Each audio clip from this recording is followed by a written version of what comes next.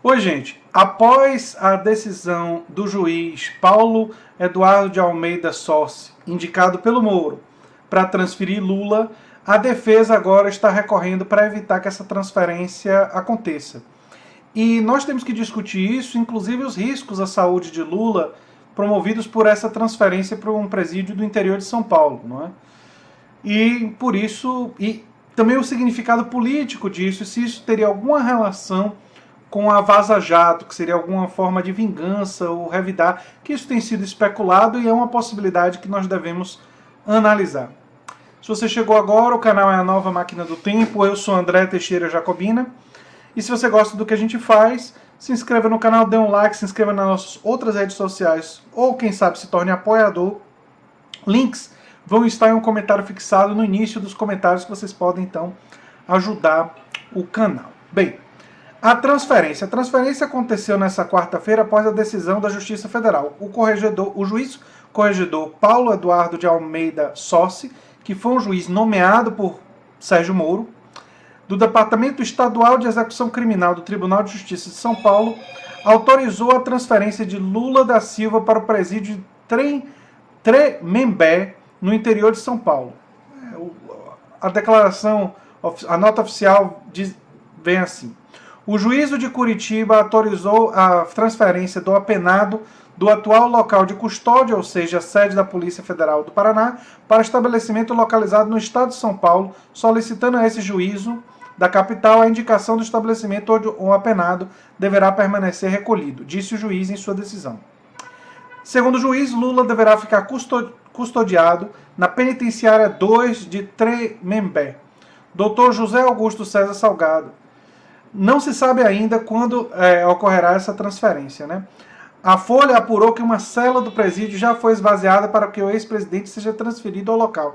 A ideia é que Lula fique isolado em uma cela, mas tenha convivência com os demais presos nos períodos de refeições e de banho de sol, por exemplo. Conhecido como Presídio dos Famosos, a penitenciária de Tremembé abriga alguns dos condenados mais célebres do país. Entre eles estão Suzane von Richthofen, condenada pelo assassinato dos pais, Alexandre Nardoni e Ana Carolina Jatobá, condenados pela morte de Isabela Nardoni, Gil Guray, o ex-seminarista condenado pelo assassinato do pai e da madrasta, enfim. Lula está preso desde 7 de abril de 2018 em uma cela especial na sede da Polícia Federal na capital paranaense. A transferência de Lula foi um pedido do superintendente da Polícia Federal, Luciano Flores, que argumenta que a prisão do petista altera a rotina do prédio da PF. Tanto o PT como a defesa de Lula criticaram a autorização, ao apontarem a ausência de direitos de segurança pessoal ao ex-presidente. O que eu falei antes, né? A transferência dele para esse presídio e convivência com presos comuns coloca a vida de Lula em risco, né? Isso é uma questão real, né? Ele que foi um ex-presidente e por isso muito visado, né, como pessoa que está num lugar sem segurança, né? Até hoje, o único precedente de detenção de um ex-presidente da República em São Paulo é o de Michel Temer, que ficou 6 dias preso no último mês de maio, né? À época, a Polícia Federal afirmou que não tinha um espaço adequado para abrigar o Michel Temer. Temer passou 4 noites na sede da entidade, na zona oeste da capital, em salas improvisadas. Depois foi transferido para o Comando de Policiamento de Choque da PM no centro da cidade. Lula está preso, como a gente sabe, a acusação lá do triplex, de Guarujá e tudo mais. A defesa do petista diz que o ex-presidente nunca assumiu a posse do imóvel e que os delatores mentiram para obter benefícios, né? Ele pode deixar o regime fechado ainda nesse ano. A principal alternativa para isso é a progressão de regime na condenação do caso triplex. Segundo o Ministério Público Federal, ele tem direito a progredir para o regime semiaberto. Quem vai decidir sobre a concessão do benefício é o Supremo Tribunal de Justiça, né, o STJ. Além disso, no final de setembro, Lula atingirá a marca de cumprimento de 1/6 da pena imposta. A Lei de Execução Penal prevê a progressão de regime para o preso que passar dessa marca, desde que pague a reparação de danos aos cofres públicos. O ex-presidente precisará, então, desembolsar 2,4 milhões para quitar esse compromisso. Acho que o PT emprestaria esse dinheiro ao Lula, enfim, a questão do dinheiro não teria tanto problema, né? Mas o interessante é ver também a argumentação da defesa de Lula, E nesse momento, né, a defesa do ex-presidente enviou no início da tarde dessa quarta-feira uma petição ao ministro Gilmar Mendes, do STF, com pedido de liminar para que ele coloque o petista em liberdade e suspenda a transferência dele de Curitiba para São Paulo. Os advogados pedem ainda que o ministro assegure a Lula o direito de permanecer em sala de Estado-Maior, caso ocorra uma transferência. O pedido da defesa foi feito no âmbito de uma ação de habeas corpus que corre no Supremo sob a responsabilidade de Gilmar Mendes. O ministro, porém, deve encaminhar o pedido de habeas corpus ao presidente da corte, o Dias Toffoli, que tem duas alternativas. Enviar o caso a Edson Fachin, relator do pedido de suspeição do ex-juiz Sérgio Moro na segunda turma do STF, ou para Ricardo Lewandowski, o magistrado foi sorteado no ano passado para analisar pedidos de entrevistas com Lula e seria o juiz natural de questões envolvendo a execução de pena do ex-presidente. A defesa de Lula, que pediu urgência na análise nessa quarta-feira, reforçou o pedido de liberdade para o ex-presidente até que o STF conclua o julgamento sobre o caso do ex-presidente. Caso o STF negue a liberdade, então eles pedem que a transferência de Lula para São Paulo seja suspensa. O período de habeas corpus em benefício de Lula começou a ser julgado pela Corte em dezembro de 2018 e foi interrompido após pedido de vista de Gilmar. A segunda turma retornou ao julgamento em julho desse ano, mas não concluiu o que deve ocorrer até o final desse ano. Aqui é o argumento da defesa de Lula. Não pode o Estado, por meio de órgão subordinado à autoridade coautora, a pretexto de reconhecer sua impossibilidade de assegurar os direitos do paciente, Lula, agravar sua situação jurídica e pessoal, sobretudo na pendência do julgamento deste habeas corpus, diz o texto da defesa. Na petição ao Supremo, os advogados dizem estranhar a decisão de transferir o petista, no momento em que novas e graves revelações sobre a conduta de agentes envolvidos na Operação Lava Jato estão sendo trazidas ao público por diversos veículos da imprensa.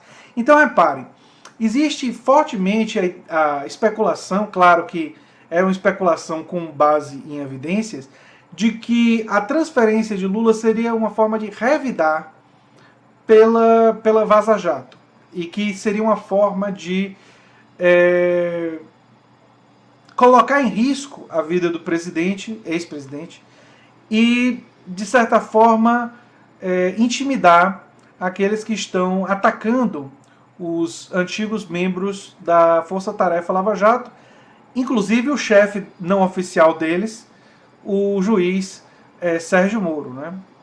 Para a defesa, Lula foi preso com base na decisão proferida em processo injusto, instruído e julgado por juiz suspeito, o atual ministro da Justiça, Sérgio Moro. A sentença do Moro, eu já tinha dito muito antes do Vaza Jato, que é uma sentença muito ruim, é uma sentença, a do Triplex é fraquíssima, não é? É uma sentença que fala de atos indeterminados, que fala, no fundo, do conjunto indiciário, que é uma coisa que não existe na lei brasileira, que é uma coisa da lei norte-americana. Eu disse isso aqui antes até mesmo de Ciro Gomes ter falado sobre isso, que foi uma das pessoas que apontou isso, né? Aparecia muito inspirada nos casos do ataque à máfia, a máfia italiana lá nos Estados Unidos, em que você, pelo conjunto indiciário, você prende. Isso não do Al Capone, porque o Al Capone foi preso de fato por um crime do imposto de renda, mas posteriormente, né, da ideia de conspiração, você usava desse tipo de artifício, né? Foram criadas leis nos Estados Unidos posteriormente para lidar com a formação de quadrilha através dessa estratégia do conjunto indiciário. Mas o Moro estaria aplicando uma regra norte-americana na legislação brasileira, algo muito estranho. E desde o início, quando o Moro fez isso, eu o questionei, mesmo sem ser advogado. Ou seja, você não precisa de conhecimento jurídico para entender esse aspecto do caso. Esse aspecto do caso é um aspecto relativamente simples para quem conhece um pouquinho da lei americana nesse caso e da lei brasileira e a sua aplicação no Brasil, que é muito estranha por parte do Moro. Além disso, depois a gente descobriu que o Moro era um agente bastante suspeito, não é? Uma pessoa interessada na prisão de Lula por motivos eleitorais, ou seja, eles queriam evitar que Lula, inclusive, falasse no segundo turno para evitar que ele influenciasse o pleito, e isso prova que eles não eram neutros, e um juiz tem que ser neutro. ou ter que pelo menos tentar ser neutro. E não havia nenhum esforço por parte de Moro nesse sentido. A partir do momento que não existe esforço, ele é suspeito, ele não pode julgar, e todos os julgamentos feitos por ele que estão conectados com essa falta de suspeição tendem à nulidade. E essa é uma questão complexa, porque muitas pessoas condenadas pela Lava Jato são pessoas que têm provas muito grandes, o Eduardo Cunha, o Gedel Vieira Lima, entre outros. E longe de mim querer a liberdade dessas pessoas, mas a gente tem que separar o que a gente quer da lei. Ou seja, essas pessoas precisam ser julgadas, todos precisam ser julgados, isso inclui Lula, ser julgados por um juiz que tenha o mínimo de imparcialidade. Então, se no futuro outras pessoas forem soltas por causa do juiz Sérgio Moro, não é a Vaza Jato que tem que ser responsabilizado, é o próprio juiz Sérgio Moro que vai ser o responsável pela soltura de todas essas pessoas, né?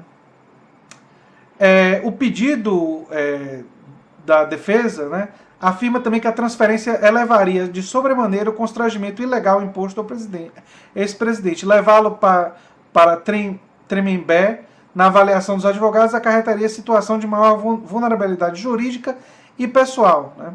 Os advogados também reiteram o pedido que o Supremo reconheça a suspeição de Moro, a nulidade do processo e o restabelecimento da liberdade de Lula. Todos os pedidos absolutamente legítimos. E a questão da vulnerabilidade pessoal é uma coisa que eu abordei aqui no início do vídeo, é absolutamente verdadeira. Colocar Lula lá colocaria a vida dele em risco, né? O caso das mensagens da Lava Jato, né? Em julho passado, os ministros da segunda turma do Supremo Tribunal Federal decidiram que o ex-presidente Lula não tem direito a aguardar em liberdade até que o julgamento da suspeição do ex-juiz Sérgio Moro seja finalizado, o que deve ocorrer ainda esse ano. Mas pode atrasar, provavelmente vai ficar mais para o final do ano, né? Por 3 votos a 2, os ministros entenderam que o petista deve continuar na prisão até que seja analisado o mérito do pedido de habeas corpus feito pela defesa. Os advogados de Lula pediram que as condenações proferidas por Moro fossem anuladas por entender que ele não agiu com imparcialidade ao julgar o ex-presidente. Na sessão, o ministro Gilmar Mendes propôs que o julgamento do habeas corpus deve ser retomado depois que as mensagens reveladas pelo The Intercept forem investigadas. O material agora está em poder do Supremo. Sim, o Supremo já tem acesso às mensagens do The Intercept, elas já chegaram lá. Quando as primeiras mensagens vieram à tona, em 9 de junho... Agora, o problema é o seguinte, as mensagens do The Intercept é uma quantidade absurda de mensagens. Eles vão ter que trabalhar com pessoas que vão ter que selecionar ou usar a seleção feita pela imprensa e buscar pela seleção feita pela imprensa no material e, enfim, usar mecanismos que o Supremo pode usar para averiguar a veracidade, que a gente já sabe que já foi averiguada por vários órgãos, mas enfim, confirmada pela Veja, pela El País, pela Band News, pela Folha de São Paulo. Enfim, vários órgãos da imprensa já confirmaram a veracidade, mas enfim. E julgar a suspeição. Inclusive, alguns membros do Supremo podem revisar o voto, né? Quando eu falei, teve um determinado momento que eu errei Supremo Tribunal Federal e Supremo Tribunal de Justiça. Eu troquei, mas, enfim, fica a correção, não é? Enfim, lá no início do vídeo. É isso, gente. A vida de Lula está em risco se essa transferência ocorrer e ele conviver com criminosos comuns, além disso, parece ser uma retaliação por causa da Vaza Jato. A gente não tem como afirmar, mas foi um indicado do Moro que julgou a transferência do Lula, que fortalece muito essa tese, né? Nós vamos ter que aguardar os próximos capítulos desse episódio para a gente julgar mais.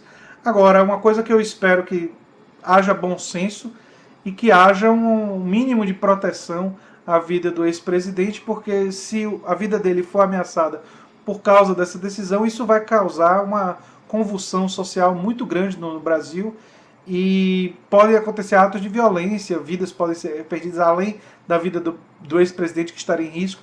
Então eu torço para que haja prudência, para que haja equilíbrio nesse momento, inclusive nas implicações políticas de um dos maiores líderes populares estar preso, né? Você tem que ter o mínimo de proteção para evitar o pior, porque se o pior acontecer, esse país entra numa convulsão política muito grave. Então eu espero que haja o mínimo de prudência e de humanidade. No governo atual, em alguns momentos, é difícil de acreditar que isso vai acontecer, mas a gente tem que defender isso com unhas e dentes. Enfim, era isso que eu tinha para dizer no vídeo de hoje. Se você gosta do que eu faço, se inscreva, dê o like e compartilhe. E se você gosta muito, divulgue nas suas redes sociais e quem sabe se torne um apoiador do canal. Um abração e até o próximo vídeo, gente. Tchau, tchau.